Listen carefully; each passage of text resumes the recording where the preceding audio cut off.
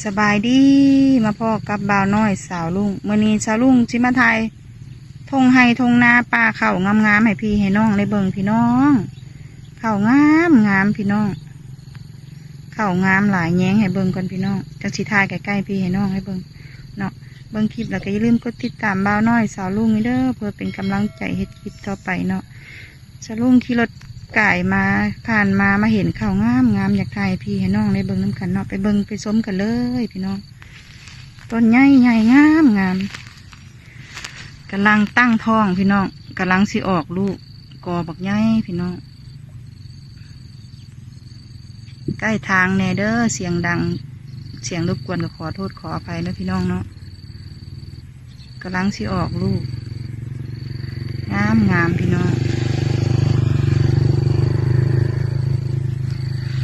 ภาพบรรยากาศพาไปเบิ่งกันเลยเนาะพี่น้องเนาะ